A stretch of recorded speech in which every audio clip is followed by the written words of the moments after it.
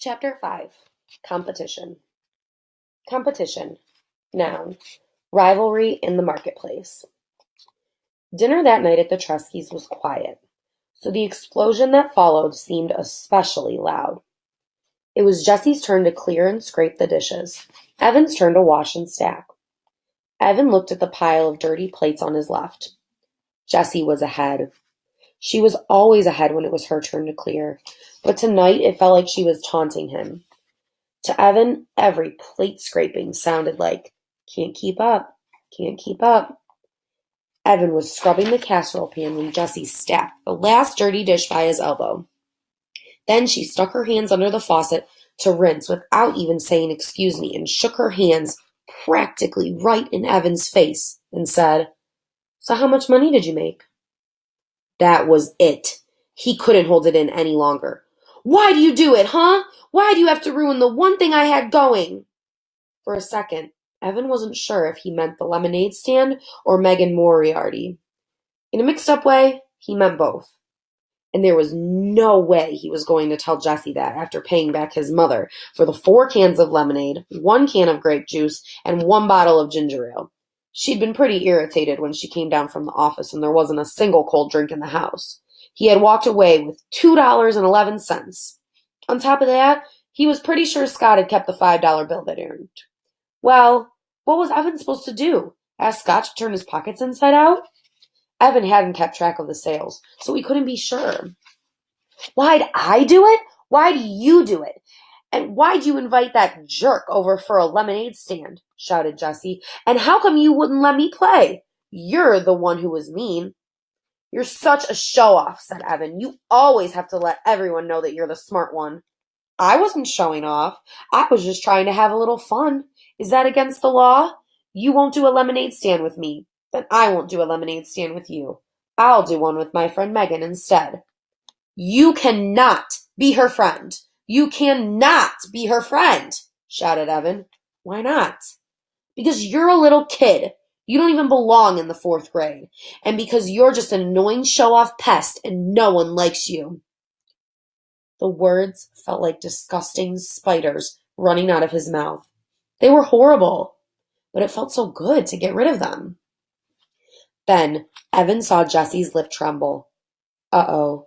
Jessie was a howler. She didn't cry often, and she didn't cry long. But when she did, it was loud. Mom would come down from her office. Evan would catch the blame. Unfair. But Jessie didn't let loose. Instead, she stood as tall as her runty height would allow and said, "Megan likes me. She invited me over to her house tomorrow. We are going to make another lemonade stand and earn twice what we did today." Oh, that was it. She was going to ruin everything. Show him up right in front of Megan. Even before the school year started. Make Megan think he was just some stupid loser who couldn't even beat out his baby sister at a lemonade stand. Evan boiled over. "I wouldn't count on it, Juicy," he said. Jessie hated that nickname, and Evan only used it when he had to. "I'm going to have a lemonade stand every day until school starts, and I'm going to earn $100 by the end of the summer. Enough for an iPod." "Oh, please. Like you could if you even wanted to," said Jessie. "Megan and I already made $12 each today. We could have $100 like that." Jessie snapped her fingers. "And then what?" said Evan. "You'd lock it up in your lockbox and save it till you were 50 years old? You're the biggest miser on this planet." Jessie stiffened up. Her mouth made a funny O. But then she put a hand on her hip and smirked at Evan. "For your information, I'm going to make a $100 donation to a charity." Evan snorted. "Yeah, right. What charity?" There was a long pause. And then Jessie said, as smooth as whipped cream, "The Animal Rescue League. Megan and I talked about it today." "You don't even like animals," said Evan. "Everybody likes animals," shouted Jessie. "And I'm going to give them $100 so you can't ever call me a miser again." "I hope I never have to talk to you again," shouted Evan. "Hey!" a sharp voice called from the stairs. Mrs. Tresky had a pencil stuck in her hair and a worried look on her face. I could hear you two all the way in the attic, with the air conditioner on high. What's up? Evan looked at Jessie. Jessie looked at Evan. They had taken a vow, a spit vow. Ever since Dad had gone, they had vowed not to fight in front of Mom. It made her sad. Sadder, even, than when Dad left. Nothing, said Evan. Nothing, said Jessie. Mrs. Tresky looked at the two of them. Come on, out with it. What are you two yelling about? It wasn't a fight, Mom, said Evan. We were just joking around. Yeah, said Jessie. We were goofing. Sorry we got you out of your office. Mrs. Tresky looked at both of them with her laser eyes. Jessie hung the dish towel on the oven handle and fiddled with it until it was perfectly straight. Evan bent over the casserole pan and scrubbed as if his life depended on it. He scrubbed so hard, his elbow bumped the fruit bowl.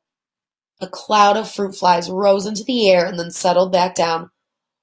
Oh, God, said Mrs. Tresky. Would you look at those fruit flies? Her shoulders slumped. All right. Well, I'm going back up. Can you guys handle showers and reading, and then I'll be down to tuck and turn off lights? Sure, Mom, said Jessie. No problem, said Evan.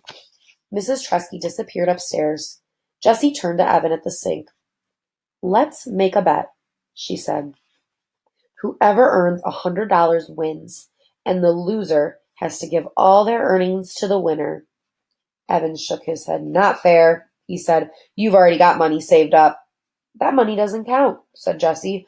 We'll start with today's earnings, and it's all got to be from selling lemonade.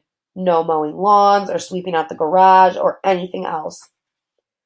Oh, what if neither one of us makes 100, said Evan, not liking the sound of this deal. Then whoever makes the closest to 100 wins. And even if we both make over 100, whoever makes the most money wins the bet. When do we count up the money? Asked Evan. Jessie thought about that. Sunday night, right before the fireworks. She looked straight at Evan. Huh, what do you say? Evan didn't like bets. He really wasn't that into competition. He loved to play basketball and always gave it his all, but winning or losing, it didn't make much difference to him. He just liked to play. But this was different. This mattered. If he didn't beat Jessie at this bet, if he couldn't win against his little sister in a lemonade war, then Evan thought of the school year stretching in front of him. It was all over. He might as well just give up on everything right now. It's a bet. $100 by Sunday night. Winner takes all. He shook his wet hands over the sink, dried them on the dish towel, and gave Jessie his most menacing look. You better pray for mercy.